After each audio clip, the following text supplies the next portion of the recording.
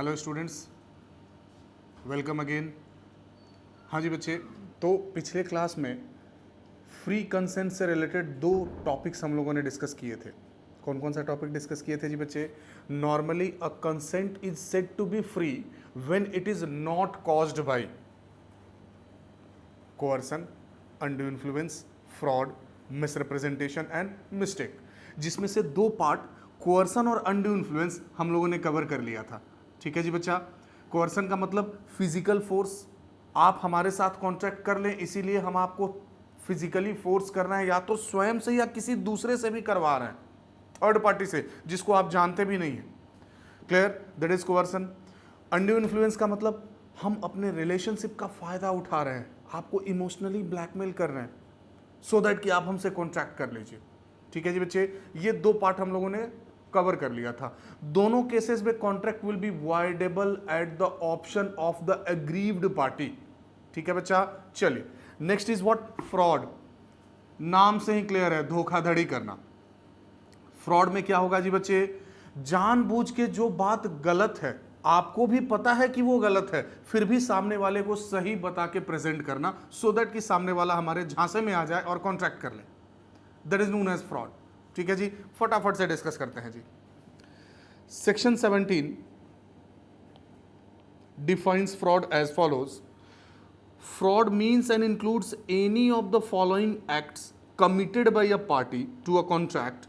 इनमें से कोई भी एक्ट अगर कोई पार्टी कॉन्ट्रैक्ट से रिलेटेड करता है, या तो स्वयं से और विथ हिज कॉनिवेंस, या उसके मिली भगत से कोई अगर करता है, कॉनिवेंस मींस मिली भगत, या तो हम स्वयं से किसी पार्टी के साथ इसमें से कोई भी फॉलोइंग एक्ट्स करते हैं। क्लियर है जी बच्चे? या हमारी मिली भगत से किसी दूसरे से करवाते हैं, या हम अपने किसी एजेंट से वो काम कराते हैं सो दैट कि आप हमसे कॉन्ट्रैक्ट कर लीजिए, or by his agent with intent to deceive another party thereto, or his agent, or to induce him to enter into the contract। या तो स्वयं से करते हैं, नहीं तो हमारी मिली भगत से हम करवाते हैं, या हम अपने एजेंट के थ्रू करवाते हैं। किस पर्पस से करवाते हैं? इंटेंशन क्या है हमारा? इंटेंट क्या है जी बच्चे? सो दैट कि सामने वाले को हम बेवकूफ बना सके, उसको धोखा दे सके, या उसके एजेंट को धोखा दे सके सो दैट कि वो हमसे कॉन्ट्रैक्ट कर ले। That is known as fraud. Clear है? अब कौन कौन से एक्ट्स नॉर्मली फ्रॉड में इंक्लूड किए जाएंगे जी? Number 1, the suggestion as to a fact of that which is not true by anyone who does not believe it to be true। लिखने का तरीका देखो बच्चे, हमने कोई पर्टिकुलर चीज से रिलेटेड ऐसी सच्चाई आपको बताने का प्रयास किया जो कि मुझे पता है कि वो सही नहीं है, गलत है, लेकिन मैं उसको सही बोल के आपके सामने प्रेजेंट कर रहा हूं। ठीक है जी बच्चे, बिल्कुल हम लोग एग्जांपल भी डिस्कस करेंगे। X sells Y a locally manufactured goods as imported goods, charging a higher price. It amounts to fraud। X ने Y को क्या किया जी बच्चे? एक सामान बेचा, बोला अरे भाई ये तो सीधे इंपोर्ट करके यहां आया है, यूएस से इंपोर्ट किया है मैंने, ऑस्ट्रेलिया से इंपोर्ट किया है, और जबकि वो बिल्कुल लोकल बना हुआ था पटना सिटी में। ठीक है जी बच्चे, तो यहां पे क्या है जी बच्चे? मुझे भी पता है कि मैं झूठ बोल रहा हूं, लेकिन आप मुझसे कॉन्ट्रैक्ट कर ले इसलिए मैंने सच्चाई छुपाई और मैं जानबूझ के आपको झूठ बोल रहा हूं। That amounts to fraud. ठीक है जी, इस कंडीशन में इसका इफेक्ट क्या होगा बिल्कुल हम लोग आगे पढ़ेंगे। चलिए, next is what? The active concealment, बोले तो छुपाना, of a fact bye anyone having knowledge और बिलीव ऑफ द फैक्ट। किसी सच्चाई को जानबूझ के छुपाना, मुझे पता है कि वो उसमें गड़बड़ी है, उस गड़बड़ी को छुपाना। बड़ा फेमस एग्जांपल एग्जाम में भी पूछते हैं। Mayor concealment is not fraud. एक बात समझ लो बच्चे, किसी सच्चाई को छुपा लेना उसको फ्रॉड नहीं बोलेंगे। ठीक है जी बच्चे, लेकिन but where steps are taken by a seller concealing some material fact so that the buyer even after a reasonable examination cannot trace the defects, it will amount to fraud। एकदम आराम से समझेंगे बच्चे, मैं अगर कोई सच्चाई छुपाता हूं नॉर्मल कंडीशन में तो उसको हम लोग फ्रॉड नहीं बोलेंगे, लेकिन मैं इस तरीके से छुपाता हूं कि आप उसे फाइंड आउट नहीं कर सकें। एक नॉर्मल आदमी अगर खोजने का प्रयास करेगा तो वो नहीं मिलेगा, that will amount to fraud. कहीं ना कहीं वो क्या होगा बच्चे? वो फ्रॉड होगा। कहने का मतलब क्या हुआ, एग्जाम्पल फटाफट से देखते हैं। एक्स साहब जो है वो क्या है जी, एक फर्नीचर डीलर है। अब उन्होंने क्या किया, फर्नीचर में कहीं कहीं क्रैक्स वगैरह हो जाते हैं जी, लकड़ी जो है वो फट जाता है, उसमें दरार पड़ जाती है। इन्होंने कहा कि अरे यार ये तो लकड़ी फटा हुआ है, अब तो हो सकता है कि कस्टमर्स नहीं लें इसको।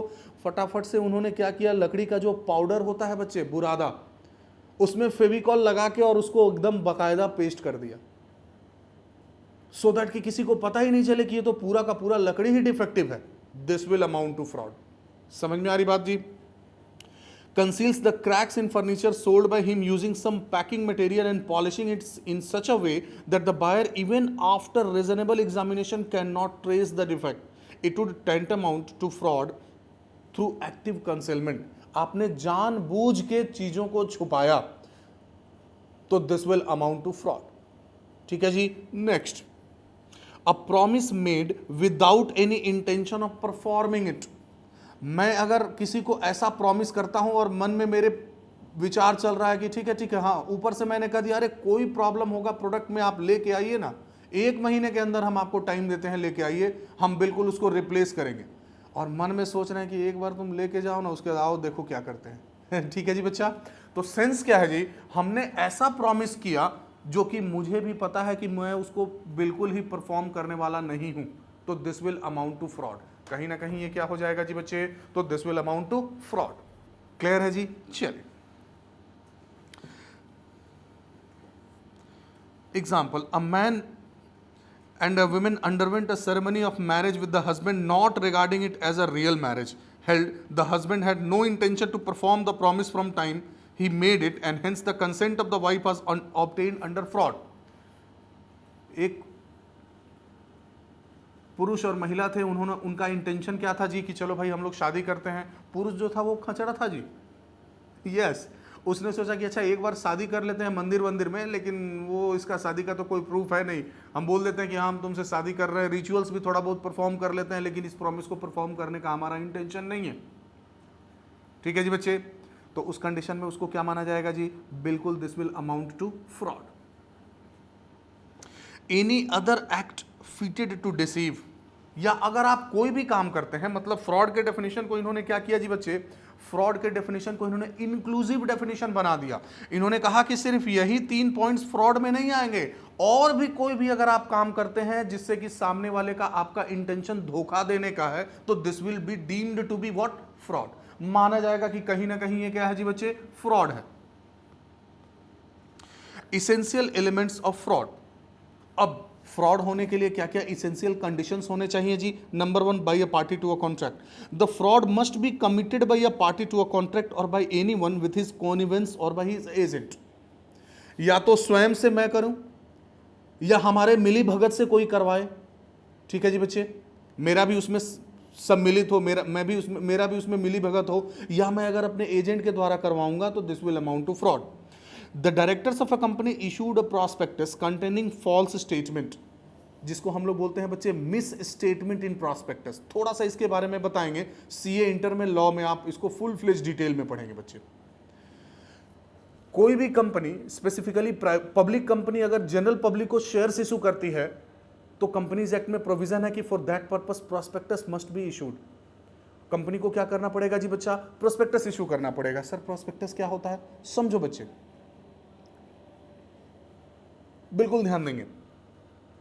आप अगर किसी स्कूल में, कॉलेज में एडमिशन लेने जाते हैं, आपने आईसीएआई में एडमिशन लिया है बच्चे, तो आईसीएआई आपको प्रॉस्पेक्टस दिया होगा। प्रॉस्पेक्टस में क्या होता है, आईसीएआई का, आईसीएसआई का, जिसमें जिस भी कोर्स में आप एडमिशन ले रहे हैं उसका पूरा डिटेल रहता है कि भाई हमारे कहाँ कहाँ ब्रांचेस हैं, हेड ऑफिस क्या है, वेदर वी आर रजिस्टर्ड और नॉट, हमारे चेयरमैन कौन है, वाइस चेयरमैन कौन है, कौन कौन से कोर्सेज आप कर सकते हैं, कितनी फी होगी, सारा रूल रेगुलेशन, हर चीज की जानकारी उसमें रहती है। क्लियर? तो कोई कंपनी अगर जनरल पब्लिक को शेयर्स इशू करती है तो कंपनी की भी रिस्पॉन्सिबिलिटी है कि वो एक प्रॉस्पेक्टस इशू करे जिसमें कंपनी के सारे डिटेल्स लिखे हुए रहेंगे। समझ में आ रही बात जी? Clear? There must not be any error in that prospectus. उस प्रॉस्पेक्टस में नॉर्मली कोई मटेरियल इंपॉर्टेंट एरर नहीं होना चाहिए। अगर आपने उस प्रॉस्पेक्टस को एडवर्टीजमेंट की तरह दिखा दिया, फेयर एंड लवली, रात में लगाइए दिन में गोरे हो जाइए, सनसिल्क शैम्पू, बाल में लगाइए, लंबे बाल पाइए, है कि नहीं जी बच्चे। एडवर्टीजमेंट करते हैं कंपनी वाले, ऐसे तरीके से एडवर्टीजमेंट करते हैं कि वो मिसलीडिंग लगता है कि वाह क्या बात है, सो दैट कि पब्लिक जो है वो उस एडवर्टीजमेंट से अट्रैक्ट हो जाए। समझ में आ गई बात जी, क्लियर। लेकिन कंपनीज एक्ट में स्पेसिफिक दिया हुआ है कि इस तरीके से प्रोस्पेक्टस को भी आप आई कैची बनाने के लिए बड़े बड़े दावे नहीं कर सकते हैं कि भाई हम लोग तो इतना डिविडेंड देते हैं, उतना डिविडेंड देते हैं, ये है वो है, हमारी कंपनी बड़ी अच्छी है, प्रॉफिट बढ़ा चढ़ा के दिखा दिए, सो दैट कि प्रोस्पेक्टस देख के और जनरल पब्लिक अट्रैक्ट हो जाए और खूब सारा हमारा शेयर्स परचेस करे। Clear.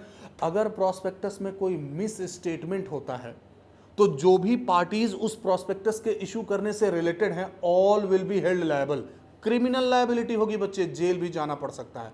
In fact depending upon the situation there may be jail for approximately 10 years, 10 साल तक की जेल हो सकती है आपको, क्योंकि जिस पब्लिक ने आपके उस प्रोस्पेक्टस पे भरोसा करके शेयर्स खरीदा और उसको नुकसान होगा तो उसकी जिम्मेदारी किसकी होगी?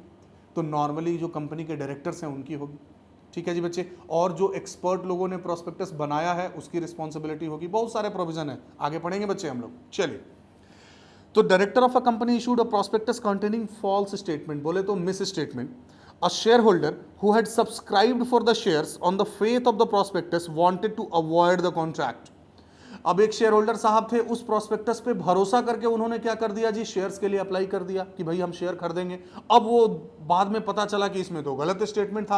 अब वो क्या करना चाहते हैं जी बच्चे, वो कॉन्ट्रैक्ट को तोड़ना चाहते हैं कि नहीं जी आपने हमको बेवकूफ़ बना के और शेयर्स खरीदने के लिए प्रोवोक किया, मोटिवेट किया, मुझे शेयर नहीं खरीदना है, अब आप मेरा पैसा जो भी अभी तक दिए हैं से, उन्होंने शेयर एप्लीकेशन का पैसा दे दिया, अलॉटमेंट का दे दिया, से फर्स्ट कॉल तक का भी दे दिया, तो वो पैसा भैया मुझे चाहिए। ठीक है जी। प्लस अगर मुझे कोई नुकसान हुआ तो भाई नुकसान भी मुझे चाहिए। क्लियर है। It was held that he could do so because the false statement made by directors amounted to fraud. वो बिल्कुल ऐसा कर सकते हैं क्योंकि डायरेक्टर ने जो फ्रॉड मिस स्टेटमेंट दिया प्रोस्पेक्टस में, कहीं ना कहीं वो एक प्रकार का क्या है जी बच्चे, फ्रॉड है।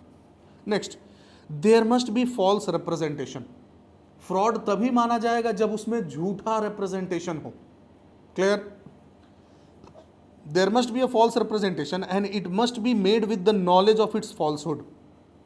और जो पार्टी, जैसे प्रोस्पेक्टस वाला हमने एग्जांपल दिया, डायरेक्टर्स समझो बच्चे, वो जानबूझ के उन्होंने गलत इंफॉर्मेशन दिया, उन्हें पता है कि वो इंफॉर्मेशन गलत है और उन्होंने क्या कर दिया जी बच्चे, उसको पब्लिश कर दिया। अब आप बोलेंगे कि सर अगर जानबूझ के मैंने स्टेटमेंट गलत नहीं दिया, statement is wrong, that is totally different thing, लेकिन मैं अनइंटेंशनली मैंने ये काम किया, उसको क्या कहेंगे, बिल्कुल आगे पढ़ेंगे, that will be known as misrepresentation. मैंने जो आपको इंफॉर्मेशन दिया, मुझे भी इनोसेंटली वही पता था, गलत इंफॉर्मेशन ही जी मुझे पता था और वही मैंने आपको बता दिया। क्लियर है जी बच्चा। तो that is known as misrepresentation. तो misrepresentation is totally different case and fraud is totally different case. Simple words में समझेंगे तो fraud is intentional error and misrepresentation is non intentional error. ठीक है जी। चलिए बच्चा, where the representation was true at the time when it was made but becomes untrue before the contract is entered and this fact is known to the party who made the representation, it must be corrected। ऐसा भी हो सकता है,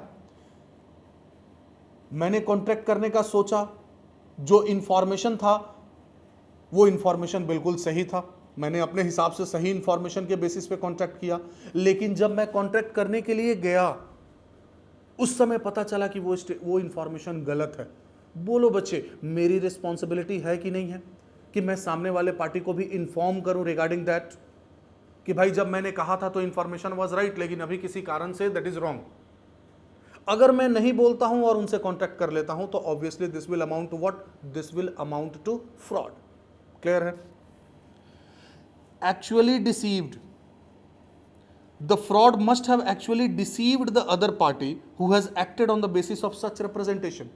fraud ऐसा होना चाहिए कि सामने वाला उससे धोखा खाए, आपके इंफॉर्मेशन, आपके मिसलीडिंग इंफॉर्मेशन के चलते, आपके गलत रिप्रेजेंटेशन के चलते अगर सामने वाला को धोखा हुआ ही नहीं तो this will not amount to fraud. मैंने प्रयास किया आपको बेवकूफ बनाने का, आपको धोखा देने का, लेकिन आपके साथ धोखा नहीं हो पाया, तो this will not amount to fraud. suffered loss. The party acting on the representation must have suffered loss.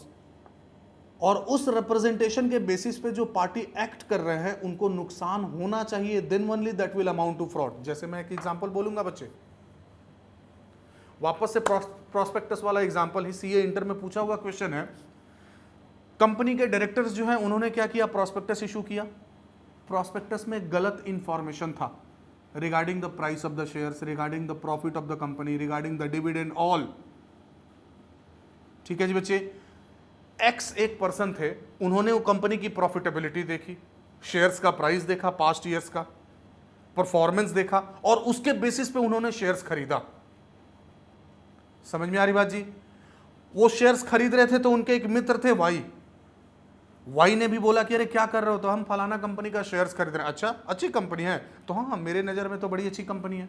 Y ने भी उनके शेयर्स को खरीदा, वाई ने भी एबीसी लिमिटेड कंपनी के शेयर्स को खरीदा, एक्स ने भी एबीसी लिमिटेड कंपनी के शेयर्स को खरीदा। बाद में पता चला कि एबीसी लिमिटेड के इस प्रोस्पेक्टस में जो इंफॉर्मेशन लिखा हुआ था, that information was incorrect, that information was false. X और वाई दोनों ने फ्रॉड का केस कर दिया एबीसी लिमिटेड का कंपनी के ऊपर और उस कंपनी के डायरेक्टर्स के ऊपर। What would be the decision? समझो बच्चा, एक्स ने प्रोस्पेक्टस के भरोसे पे शेयर्स खरीदा और उसके कारण उनको नुकसान हुआ, तो this will amount to fraud. Clear है जी? लेकिन वाई ने प्रोस्पेक्टस पे भरोसा करके नहीं खरीदा, उन्होंने एक्स की बातों पे भरोसा करके खरीदा, उन्होंने कोई इंफॉर्मेशन चेकआउट नहीं किया प्रोस्पेक्टस से, तो उनके पॉइंट ऑफ व्यू से सोचेंगे तो this will not amount to fraud. Clear है जी बच्चे? कहने का मतलब क्या हुआ, these two points, the party must be actually deceived, आपके साथ धोखाधड़ी होना चाहिए, आप भरोसे करने चाहिए फॉल्स रिप्रेजेंटेशन पे, आपने तो देखा ही नहीं, बाद में पता चला फ्रॉड हुआ तो आप भी बोलने लगे मेरे साथ भी फ्रॉड हुआ, मेरे साथ भी फ्रॉड हुआ। नहीं, आपके साथ फ्रॉड तब होगा जब आपको गलत इंफॉर्मेशन दिया जाएगा, आपने तो इंफॉर्मेशन ही नहीं चेक किया जी। समझ में आ रही बात? क्लियर है? चलो बच्चे, effects of fraud, what would be the effect of fraud? फटाफट से, right to rescind the contract, the party whose consent was caused by fraud can cancel the contract but he can not do so in the following cases. Normally क्या अधिकार दिए गए हैं जो aggrieved party है उनके पास, कि अगर आपके साथ फ्रॉड हुआ है तो you can cancel the contract, आप कॉन्ट्रैक्ट को क्या कर सकते हैं, रिजेक्ट कर सकते हैं। ठीक है जी बच्चे? लेकिन फॉलोइंग केसेस में आप कॉन्ट्रैक्ट को रिजेक्ट नहीं कर सकते हैं। Where silence amounts to fraud, the aggrieved party can not rescind the contract if he had the means of discovering the truth with ordinary diligence. ध्यान दे बच्चा, आपने मुझसे पूछा कि प्रोडक्ट अच्छा है, मैंने कहा बिल्कुल अच्छा है, ऐसे कह दिया मैंने प्रोडक्ट के बारे में जानबूझ के कमियां जो है वो छुपाई। ये फ्रॉड तब होगा जब एक नॉर्मल आदमी अगर उसको देखेगा तो उसमें गलती तुरंत पहचान लेगा। अगर मैं गलती फाइंड आउट नहीं कर पाऊंगा, समझो बच्चे, मैं एक आपको एग्जांपल देता हूं। सपोज एग्जाम में पूछा हुआ क्वेश्चन है बच्चे, मिस्टर ए ने मिस्टर बी को अप्रोच किया कि मैं आपकी फैक्ट्री परचेज करना चाहता हूं, आपकी फैक्ट्री का पिछले 6 महीने का या 1 साल का या 2 साल का क्या सेल्स है, बोले तो टर्नओवर क्या है आप मुझे बताएं। बी ने कहा बिल्कुल, मेरी फैक्ट्री में तो ऑन एन एवरेज मानिए तो पर मंथ 10,000 यूनिट्स गुड्स बनते हैं और लगभग उसमें से तो लगभग 9,000 साढ़े 9,000 बिक ही जाते हैं एवरी मंथ ही, क्लोजिंग स्टॉक में ज़्यादा गुड्स बच भी नहीं पाता है, प्रॉफिटेबिलिटी भी हमारी बड़ी अच्छी है। क्लियर है जी? ए ने इस पे भरोसा किया और फैक्ट्री को परचेस कर लिया। बाद में पता चला कि उस फैक्ट्री में एक दिन में 10,000 नहीं, एक दिन में सिर्फ 6,000 यूनिट ही गुड्स बनते हैं। ए ने बी के ऊपर केस कर दिया कि आपने मुझे गलत इंफॉर्मेशन दिया, this will amount to fraud. ठीक है जी बच्चे, ध्यान देंगे कोर्ट ने क्या डिसीजन दिया। कोर्ट ने यह डिसीजन दिया कि आपके पास there were means for discovering the truth, आपके पास तरीका था, मीन्स था, ऑप्शन था जिसके थ्रू आप सच्चाई पता कर सकते थे। समझ में आ रही बात जी बच्चे? आपने फिर भी सच्चाई पता नहीं किया। आप बुक्स ऑफ अकाउंट्स देख के पता कर सकते थे कि पिछले महीने का प्रोडक्शन कितना था, सेल्स कितना था, उसके पहले का प्रोडक्शन और सेल्स कितना था। You have the actual means of discovering the truth but you did not find the truth.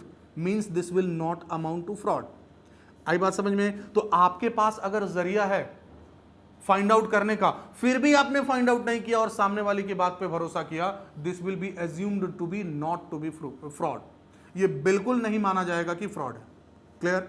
अब दूसरी बात, mere silence also does not amount to fraud. ये इंपॉर्टेंट है बच्चे, एग्जाम में पूछते हैं। अगर मैं सिर्फ चुप हो जाता हूं तो this will not amount to fraud, ये भी फ्रॉड के डेफिनेशन में नहीं होगा बच्चे। कहने का मतलब क्या हुआ, थोड़ा सा समझेंगे। सपोज मैं अपनी पड़ोसी के घर गया उनकी गाय देखने के लिए कि मुझे गाय पर खरीदना है जी। देखे कि गाय बड़ी अच्छी लग रही है देखने में जी, बड़ी तंदुरुस्त है। मैंने कहा अरे वाह, ये तो देख के ही लग रहा है कि दिन भर में 10 लीटर 12 लीटर दूध देती होंगी। सामने वाले ने कुछ नहीं कहा, कोई रिस्पॉन्स नहीं दिया, सिर्फ मेरी बात बस ऐसे करके छोड़ दिया उसने। मैंने गाय परचेस कर लिया। उसके बाद जब आया तो पता चला कि गाय तो जो है वो दिन भर में दोनों टाइम मिला के मुश्किल से 4 लीटर दूध देती है। मैंने उन पे फ्रॉड का केस कर दिया। समझ में आ रही बात जी? क्लियर है? इस केस में his silence will not amount to fraud. मेरे पास तरीका है फाइंड आउट करने का, मैं चेक कर सकता हूं कि गाय कितनी दूध दे रही है। समझ में आ रही बात जी बच्चे? तो ऑलवेज अगर मैं चुप हो जाता हूं तो this will not amount to fraud. ठीक है जी। Next, where the party gave the consent in ignorance of fraud. Already मैंने प्रोस्पेक्टस वाला एग्जांपल दिया था बच्चे। फ्रॉड के इग्नोरेंस में, अनिभिज्ञता में, मुझे फ्रॉड के बारे में नहीं पता है और मैंने ऐसे ही कंसेंट दे दिया, बाद में पता चला कि इसमें तो मेरे साथ फ्रॉड हुआ है, मैं कुछ नहीं कह सकता हूं। प्रोस्पेक्टस वाली बात, बिना प्रोस्पेक्टस पे भरोसा किए अगर मिस्टर वाई ने कंपनी का शेयर्स खरीदा और बाद में पता चला कि प्रोस्पेक्टस में फ्रॉड है, तो how you can assume that you have been caught in fraud. आपके साथ फ्रॉड हुआ है, धोखाधड़ी हुआ है। आपके साथ तब धोखाधड़ी माना जाएगा जब आपको प्रोस्पेक्टस के थ्रू जो प्रेजेंटेशन दिया गया है बच्चे, वो प्रेजेंटेशन पे आपने भरोसा किया। यहां तो आपने प्रोस्पेक्टस देखा ही नहीं, then how you can say that you have been under fraud. Clear है बच्चा? चलिए, where the party after becoming the aware of the fraud takes a benefit under the contract।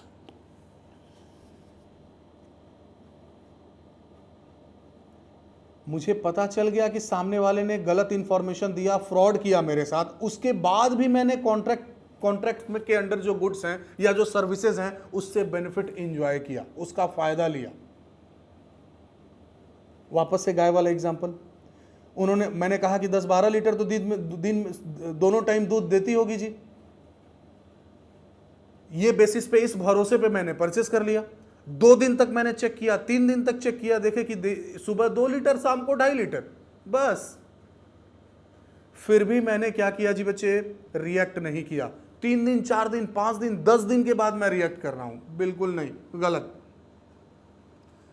मुझे पता चल गया कि मेरे साथ धोखा हुआ, instant I will have to react, then that will be assumed to be fraud, otherwise not. Clear? Where an innocent third party before the contract is rescinded acquires for consideration some interest in the property passing under the contract. ध्यान दे बच्चा, ये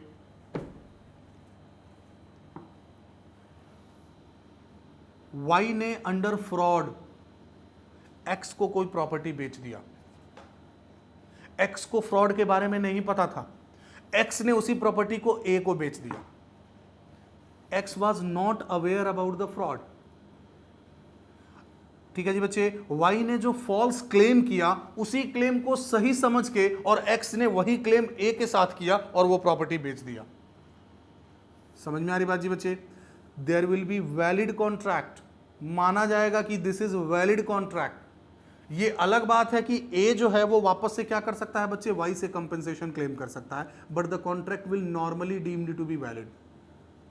ठीक है जी बच्चा? Next right is what? तो पहला अधिकार नॉर्मली हमारे पास क्या था जी, कि मैं कॉन्ट्रैक्ट को क्या कर सकता हूं बच्चे, कैंसिल कर सकता हूं। Next, right to insist upon performance.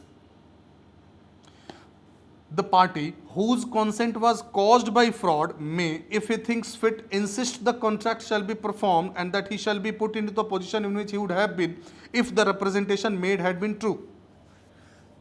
Service से रिलेटेड अगर कॉन्ट्रैक्ट है बच्चे, तो जिसके साथ फ्रॉड हुआ है वो चाहे, कोर्ट उसको ऑप्शन देता है, लॉ उसको ऑप्शन देता है, आप चाहें तो कॉन्ट्रैक्ट को वॉइड करके कैंसिल भी कर सकते हैं।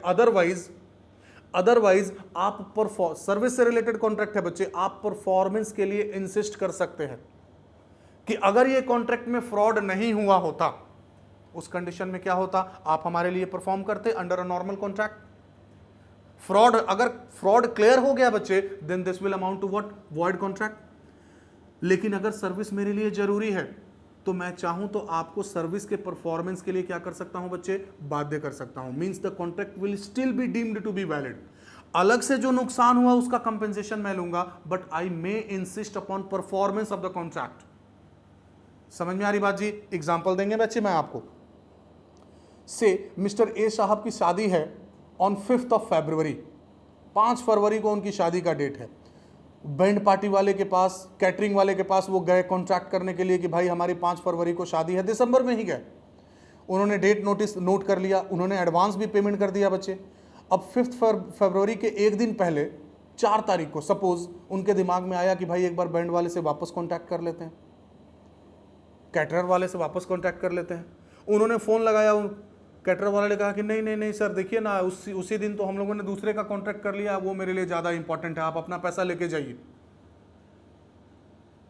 अब बोलो बच्चे, उस समय से उसी डेट को बहुत सारी शादियां हैं, अब मैं उस समय कहाँ से हलवाई खोजते फिरूंगा, ऐसा उसने सोचा। समझ में आ रही बात जी बच्चे? इन दिस केस से mister A he can insist upon performance. वो क्या कर सकते हैं जी बच्चे, परफॉर्मेंस के लिए पार्टी को क्या कर सकते हैं, बाध्य कर सकते हैं। फ्रॉड किया उन्होंने, सेम डेट को 2 से 3 कॉन्ट्रैक्ट उन्होंने साइन कर लिया, जो कि उनको भी पता था कि एक साथ परफॉर्म कर पाना हमारे लिए मुश्किल है, किसी ना किसी को अवॉइड करना पड़ेगा, तो obviously this will amount to fraud. But this party can insist for performance के लिए वो क्या कर सकते हैं जी, बिल्कुल इंसिस्ट कर सकते हैं। ठीक है बच्चा, चलिए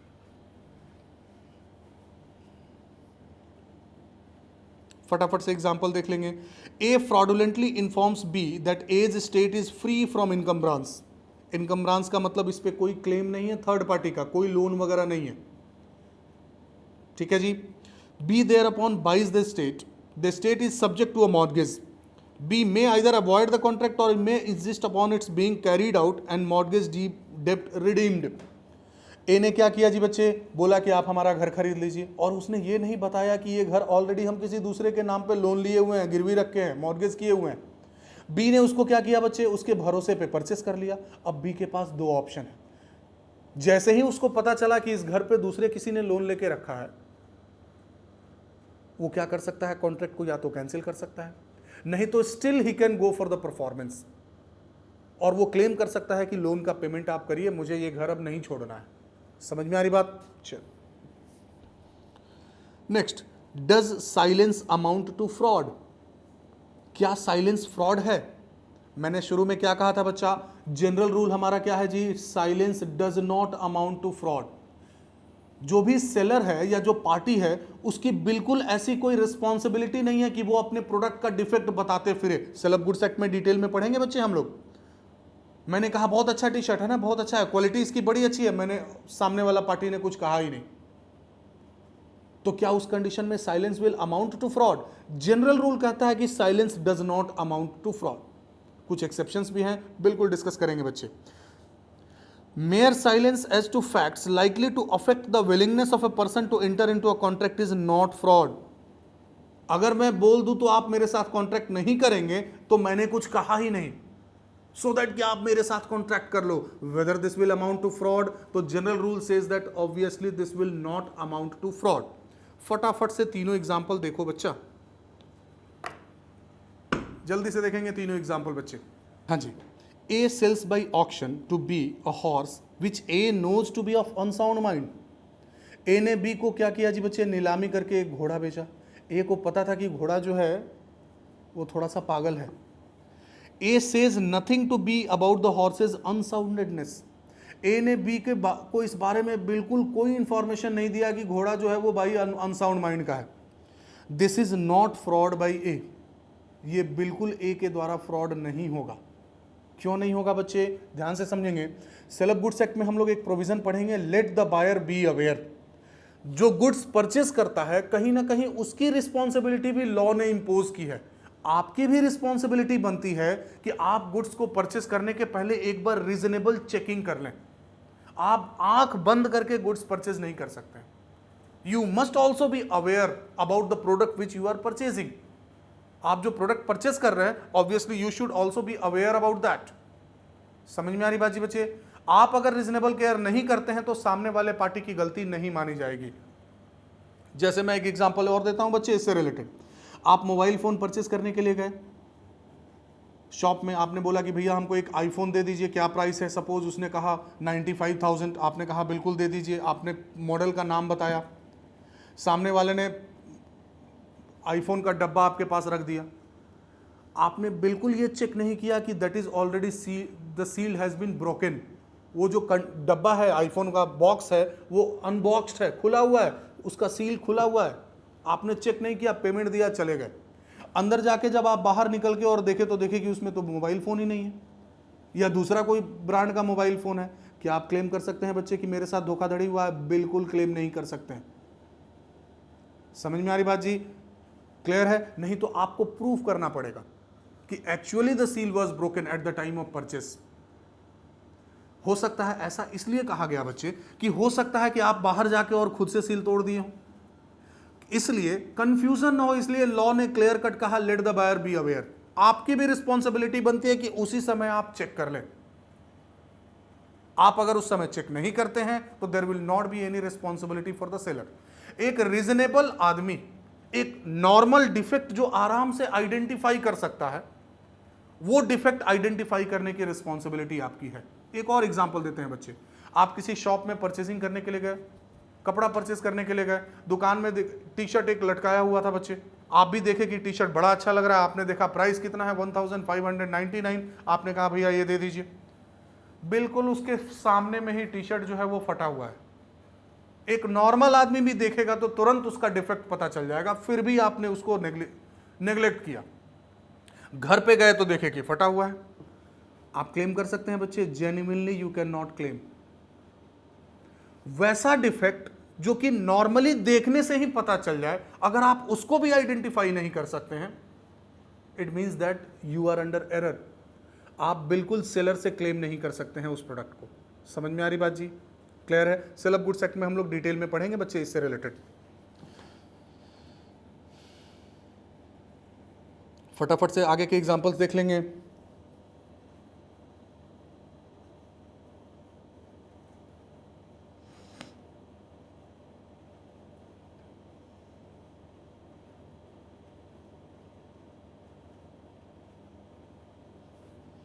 चलिए जी, next, exceptions to the general rule that silence amounts does not amount to fraud. मैंने पहले जनरल प्रोविजन क्या कहा जी बच्चे कि अगर एक पार्टी साइलेंट हो जाता है तो this will not be deemed to be fraud, लेकिन इसको कुछ एक्सेप्शन है। कहने का मतलब क्या हुआ? The general rule says that silence does not amount to fraud has the following exceptions. मतलब किस कंडीशन में अगर आप कुछ नहीं बोलते हैं then this will amount to fraud, माना जाएगा कि ये फ्रॉड है। जनरल प्रोविजन बोलता है कि आपका कुछ नहीं बोलना बिल्कुल नहीं मानेंगे कि फ्रॉड है, but in some cases this may amount to fraud. कुछ केसेस में माना जा सकता है कि दिस इज फ्रॉड। कौन कौन से केसेस हैं बच्चे? where the circumstances of the case are such that regard being had to them, it is the duty of the person keeping silence to speak. Such duty arises in the following two cases. जहां पे situation ही ऐसा है कि moral responsibility है कि सामने वाला कुछ ना कुछ बोले, और फिर भी अगर वो नहीं बोलता है तो this will be assumed to be fraud, माना जाएगा कि ये फ्रॉड है। किस किस केसेस में माना जा सकता है बच्चे? Number 1, where the parties stand in fiduciary relationship like parent, child, trustee, beneficiary, etc. जिसके साथ हम कॉन्ट्रैक्ट कर रहे हैं उसके साथ अगर हमारा भरोसे का रिलेशनशिप है, फिड्यूशियरी रिलेशनशिप। भरोसे का रिलेशनशिप सिर्फ रिलेशन वाले के साथ ही होगा ऐसा नहीं है बच्चे। मैं रेगुलर बेसिस पे एक पर्टिकुलर राशन शॉप से गुड्स लेता हूं रेगुलरली, पिछले 2 साल 4 साल से मैं ले रहा हूं, obviously there is a relationship of fiduciary, there is a relationship of trust. मैं उन पे भरोसा करता हूं। मैं उनके पास गया, मैंने कहा कि से पर्टिकुलर ब्रांड का प्रोडक्ट दे दीजिए, मैंने कहा कि कोई प्रॉब्लम तो नहीं है इसमें, उन्होंने कहा नहीं नहीं कोई दिक्कत नहीं है, या उन्होंने कुछ कहा ही नहीं। मैं घर पे गया तो पता चला कि प्रोडक्ट वाज डिफेक्टिव, मैं वापस उनके पास रिटर्न करने के लिए ले गया, उन्होंने कहा आप खुद से क्यों नहीं देख लिए, आपको खुद से चेक कर लेना चाहिए था, अब मैं वापस नहीं लूंगा जी, जाइए। This will amount to fraud, क्योंकि there is a relationship of trust. मैंने आप पे भरोसा किया कि you will be giving me the right product. समझ में आ रही बात जी? लेकिन उसके लिए रिलेशनशिप होना चाहिए। अननोन शॉप ओनर के पास जाके अगर आप ये काम करेंगे तो this provision will not apply. ठीक है जी। एग्जाम्पल देख लो बच्चा फटाफट से। हॉर्स वाला एग्जाम्पल है कि थोड़ा सा भरोसे वाला रिलेशनशिप भी है इसमें।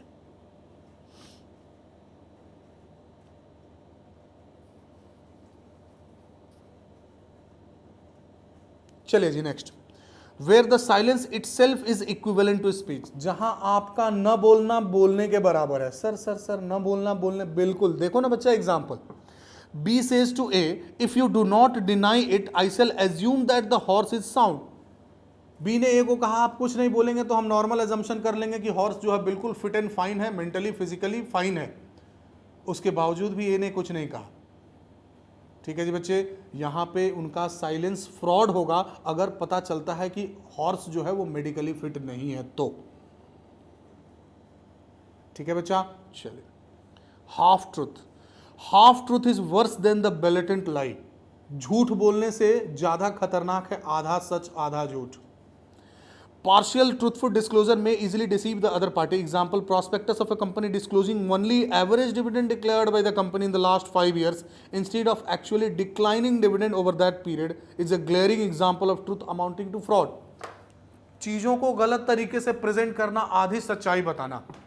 समझो बच्चे, किसी कंपनी ने क्या किया, अपने प्रोस्पेक्टस में ये नहीं बताया कि हर साल कितना डिविडेंड दे रहे हैं, उन्होंने ये कहा कि ऑन एन एवरेज हम लोग कितना डिविडेंड देते हैं। और एवरेज का भी तरीका देखो बच्चे, पिछले के पिछले साल या 5 साल पहले हम लोगों ने 35% डिविडेंड दिया, उसके बाद 30% दिया, उसके बाद 25% दिया, उसके बाद 10% दिया, और पिछले साल 2% डिविडेंड दिया। आप सबका एवरेज निकालेंगे तो ऑन एन एवरेज आप देखेंगे तो बच्चे लगभग 18-20% आ जाएगा। ठीक है जी, से 15% आ जाएगा। तो कंपनी लिख रही है अपने प्रोस्पेक्टस में कि on an average we have paid 15% dividend for the last 5 years. लोगों ने कहा अरे बड़ी अच्छी बात, जबकि पिछले साल 2% दिए थे और उसके पिछले साल से 5% दिए थे। कंपनी की प्रॉफिटेबिलिटी कम हो रही है, जिसके चलते वो डिविडेंड क्या हो रहा है बच्चे, कम दे रही है। लेकिन उन्होंने क्या किया, जब ज्यादा डिविडेंड दिया था सोचा दिमाग लगाते हैं और एवरेज करके दिखा दिए। बिल्कुल जो कंपनी ने एवरेज किया वो सच्चाई है, लेकिन ये सच्चाई कहीं ना कहीं क्या है जी बच्चे, ज्यादा फ्रॉडुलेंट है। क्लियर है? तो this will amount to fraud, this will amount to active concealment of a fact. आपने सच्चाई को छुपाने का प्रयास किया है। ठीक है जी बच्चा।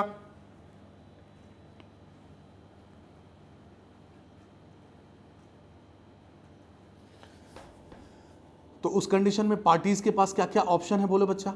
In case of fraud obviously party can cancel the contract. Service से रिलेटेड अगर कॉन्ट्रैक्ट है तो पार्टीज में इंसिस्ट फॉर परफॉर्मेंस, कोई दिक्कत नहीं जी बच्चे। तो हम लोगों ने क्या क्या पढ़ लिया जी, कोवर्सन, अनड्यू इन्फ्लुएंस और फ्रॉड। बचा क्या बच्चा, मिसरिप्रेजेंटेशन एंड मिस्टेक। बस मिसरिप्रेजेंटेशन मिस्टेक चैप्टर खत्म। देख लेते हैं बच्चे कितने बड़ा है, ज्यादा बड़ा होगा तो एक क्लास और, बिल्कुल अगले क्लास में इसको करेंगे जी।